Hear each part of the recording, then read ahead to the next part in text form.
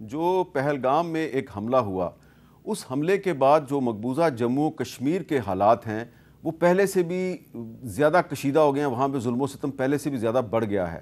اور اب صورتحال یہ ہے کہ 22 اپریل سے لے کے اب تک 5-6 جو کشمیری ہیں ان کی ایکسٹرا جوڈیشل کلنگ ہو چکی ہے۔ 2800 کشمیریوں کو گرفتار کیا جا چکا ہے، جس میں سے 100 سے زیادہ افراد پہ پبلک سیفٹی ایکٹ لگا دیا گیا ہے، اور کم سے کم 36 مکانات جو ہیں وہ بلڈوز کر دیے گئے ہیں کشمیریوں کے، وہاں پہ بلڈوز کرنے کی پالیسی چل رہی ہے، جس طرح کہ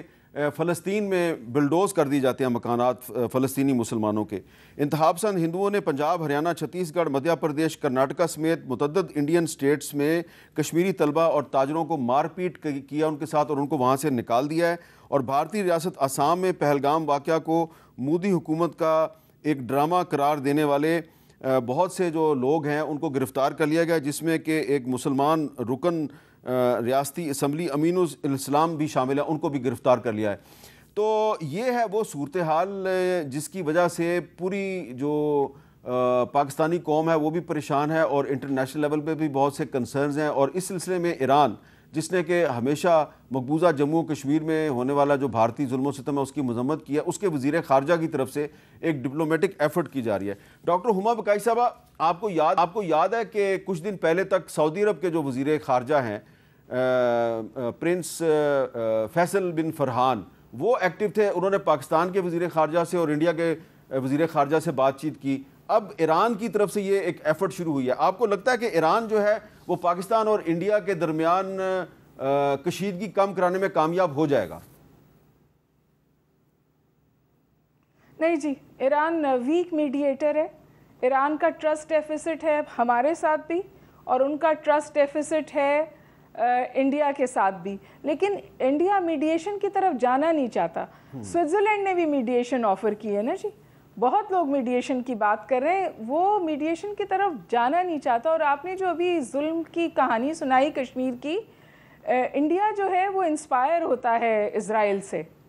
اور وہ سمجھتا ہے کہ وہ خطے میں اتنا ہی اس کی قد و قامت ہے اور وہ یہ سب کچھ کر سکتا ہے، اور انٹرنیشنل کمیونٹی اس کی پشت پناہی بھی کرے گی اور نظر پوشی بھی کرے گی،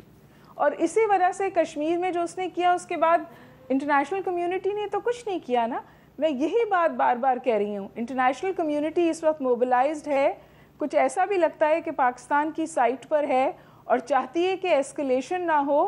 جب تک ان کو یہ خدشہ ہے کہ کہیں کوئی ایکٹیو وار نہ ہو جائے، کوئی ایڈونچرزم نہ ہو جائے اور اس وار کا سپائرل نہ ہو جائے، ایسکلیشن نہ آ جائے۔ اس کے علاوہ اگر انڈیا پانی پہ، کشمیر پہ اور مائنورٹیز کے خلاف کچھ کرتا ہے تو انڈیا کو it's not even a rap on the hand. پوری کینیڈا کی صورتحال آپ کے سامنے ہے، یو ایس میں ان کے پاس پروف ہے کہ انڈیا ٹیرر سپانسرنگ سٹیٹ ہے، صرف پاکستان میں نہیں بلکہ ویسٹ میں بھی۔ پھر اس نے وہ پورا پروپیگنڈا مشینری پاکستان اور چائنا کے خلاف چلائی۔ یہ چیزیں انٹرنیشنل کمیونٹی کو موبلائز نہیں کرتی ہیں، ان کو صرف ایک خوف ہے کہ کہیں ان دو ممالک کے بیچ میں جنگ نہ ہو جائے، اس کے علاوہ وہ اور کسی چیز پر موبلائز نہیں ہوں گے۔ اچھا ڈاکٹر طارق فضل چودھری صاحب، سعودی وزیر خارجہ نے بھی کوشش کی، وہ کامیاب نہیں ہوئی، اب ایرانی وزیر خارجہ پاکستان آئے ہیں اور جمعرات کو وہ انڈیا بھی جائیں گے۔ ڈاکٹر ہما بقائی صاحبہ کا خیال ہے کہ ایران کی کوشش کامیاب نہیں ہوگی، تو اس کا مطلب یہ ہے کہ پھر ہمیں ہر وقت تیار رہنے کی ضرورت ہے۔ ہم 100% تیار ہیں، رہنے کی ضرورت نہیں ہے امیر صاحب، ہم 100% تیار ہیں، اور یہ جو میڈیشن کی کوششیں ہو رہی ہیں اگر یہ کامیاب ہوتی ہیں تو ہمیں اس میں کوئی اعتراض نہیں ہے۔ اس کی وجہ یہ ہے کہ ہم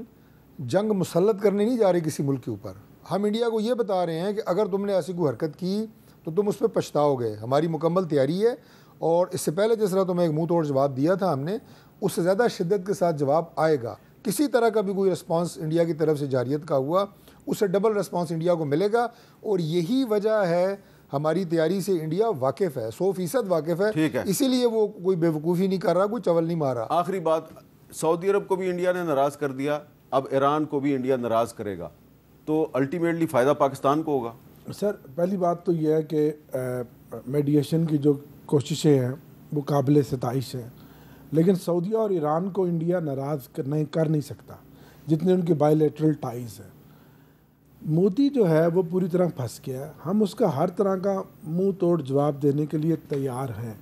لیکن وہ انسپائر ہے اسرائیل سے، جو اسرائیل کے اندر جو نسل کشی ہو رہی ہے وہ بھی کہتا ہے کہ میں گجرات کا کسائی ہوں اور اس پورے ریجن میں میں جو چاہوں گا جس طرح چاہوں گا پوری دنیا میں جو انسانی حقوق کی خلاف ورزیاں ہو رہی ہیں میں بھی کر لوں گا، اور جیسے کشمیر میں ہوا اور میں دیکھ لوں گا. لیکن یہ اس کی خام خیالی ہے. انڈیا کو پاکستان سے پنگا اس کو مہنگا پڑے گا. کہ میڈیا کو صرف یہ کہنا چاہتا ہوں کہ Pakistan is not Gaza and you are not Israel, so be careful. بالکل آپ کی بات بالکل ٹھیک ہے. بہت شکریہ طارق فضل چودھری صاحب، عامر ڈوگر صاحب اور ہما بکائی صاحبہ. ہمارے آج کے گیسٹ تھے.